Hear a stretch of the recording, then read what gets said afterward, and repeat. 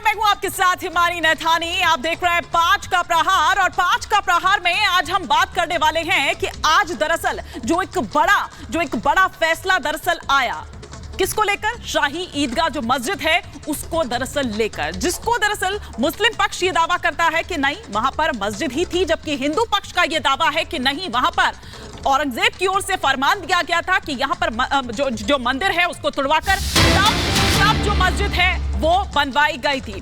बड़ी खबर जो इस वक्त की आ रही है कि अब सर्वे की इजाजत दे दी गई है, सर्वे का जो आदेश है वो दरअसल दिया गया है। तो फिर अब एक बार जो मुस्लिम पक्ष है वो उसी तरह से आपत्ति जाहिर कर रहा है जिस तरह से हमने ज्ञानवापी मामले में भी देखा था। लेकिन क्या इस सर्वे से ईदगाह का वो जो सच है वो सामने आएगा? हिंदू पक्ष जो दावा कर रहा है वो सच्चाई है, या फिर मुस्लिम पक्ष की ओर से जो लगातार कहा जा रहा है वो सत्य है?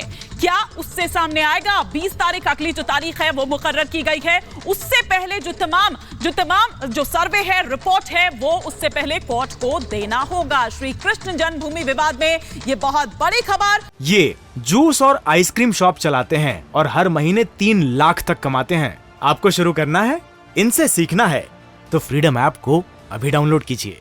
मथुरा सिविल कोर्ट ने विवादित स्थल के सर्वे का आदेश दे दिया है। एक एक कर वो तमाम सवाल आपके टेलीविजन स्क्रीन पर, ये कि जो पहला सवाल हम आपको दिखा रहे थे कि क्या इससे सच सामने आएगा, साथ ही साथ श्री कृष्ण मंदिर और शाही ईदगाह जो है वो जो विवाद है वो हल होगा। दूसरा सवाल ये कि ईदगाह के सर्वे से क्या वाकई में सच निकलेगा। तीसरा सवाल ये कि क्या मंदिर की जमीन पर ये ईदगाह बनाई गई है जिस तरह से दावा किया जा रहा है।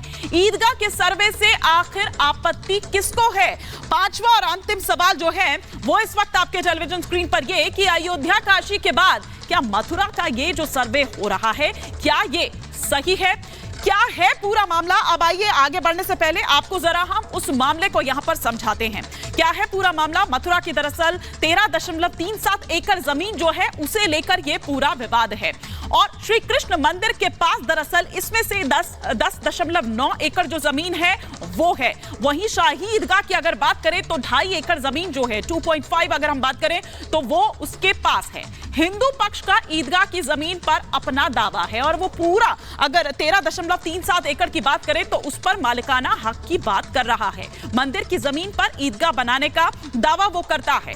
मथुरा कोर्ट में विवाद पर कई याचिकाएं जो हैं वो दरअसल दाखिल की गई थी। इलाहाबाद हाई कोर्ट ने 4 महीने का वक्त दरअसल इसमें दिया था। मथुरा कोर्ट का जो विवादित जमीन के सर्वे का आदेश है वो अब दिया गया है। देखिए कि कितना बड़ा जो अब ट्विस्ट है, टर्न है, वो इस मामले में सामने आया है। मथुरा कोर्ट ने सभी पक्षों को नोटिस जारी किया है, इस पर जवाब देने को कहा है। 20 जनवरी तक वो जो सर्वे रिपोर्ट है वो दरअसल सौंपनी होगी। तो ये वो तमाम मामला जो हम आपको बता रहे थे कि क्या दरअसल ये पूरा विवाद है। और अब आगे जब सर्वे की बात यहां पर कही गई है तो अब 20 जनवरी तक वो जो सर्वे रिपोर्ट है वो भी सौंपनी होगी। अमीन से शाही ईदगाह का सर्वे कराने का दरअसल निर्देश दिया गया है। हिंदू पक्ष की याचिका पर मथुरा कोर्ट ने ये आदेश दिया है। तो मथुरा कोर्ट का ये जो बड़ा आदेश है वो दरअसल आज सामने आता है। और इसके बाद एक बार फिर से जिस तरह से हमने देखा था कि ज्ञानवापी पर सर्वे को लेकर, उन तमाम चीजों को लेकर आपत्ति दर्ज कराई गई थी मुस्लिम पक्ष की ओर से, अब एक बार फिर से कोर्ट के आदेश के बाद वही आपत्ति मुस्लिम पक्ष की ओर से देखी जा रही है। लेकिन सवाल यहां पर यह भी है कि क्या ये जो विवाद है, ये इतना पुराना विवाद है, क्या अब वाकई कोर्ट के इस आदेश के बाद हल होगा या नहीं, ये देखने वाली बात होगी। क्या इस सर्वे से, जो सर्वे कहा जा रहा है कि 20 जनवरी तक रिपोर्ट सौंपनी है, कब से शुरू होगा, क्या होगा, कमेटी बनाई गई है, कौन कौन उस कमेटी में शामिल होंगे, ये वो तमाम सवाल हैं। जाहिर सी बात है ईदगाह के सर्वे से आपत्ति भी यहां पर दर्ज कराई जा रही है और अयोध्या काशी के बाद अब मथुरा का ये सर्वे हो रहा है, तो क्या ये सही है? ये जूस और आइसक्रीम शॉप चलाते हैं और हर महीने 3 लाख तक कमाते हैं। आपको शुरू करना है, इनसे सीखना है तो फ्रीडम ऐप को अभी डाउनलोड कीजिए।